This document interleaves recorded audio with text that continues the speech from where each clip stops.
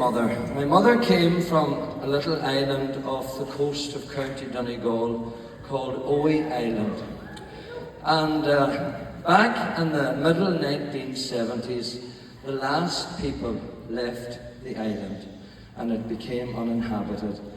And the reason for this was that, I suppose, up until the 60s, everybody kind of stayed on the island and worked on the sea, fishing, and they were just self-sufficient. But then the younger people started to go off the island and find work on the mainland, or maybe even in England or Scotland, and they realised that life on the mainland was a lot easier. It was a very difficult crossing, and they had no electricity, no running water, no indoor plumbing, and one by one the young people started to leave and set up home on the mainland, and eventually there was only a few elderly people left, and they just couldn't survive on their own. And as I said, in 1975 the last few people left. On the last day, my mother wrote this poem so that people would never forget her home and the place that she loved so much.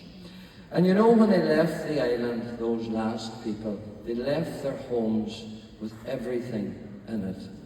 The dresser was there with the plates and the cups, and the clock was still hanging on the wall ticking, and the chair was by the fireside with the cushion sitting.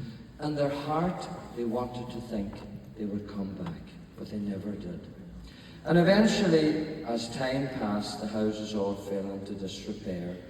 But maybe about 20 or 25 years ago, the descendants of those people that were the last to leave, they decided they would go back and start renovating the old family homes to their former glory.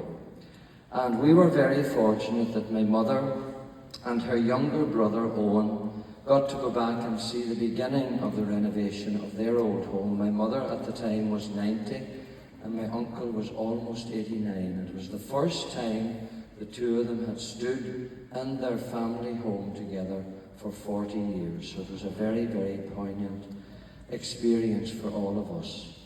And we made a song out of the poem, and that's what I'm going to sing for you now. But we're very fortunate that we have lots of video footage of my mother, and I'm going to let her start it off for us here in the Opera House tonight.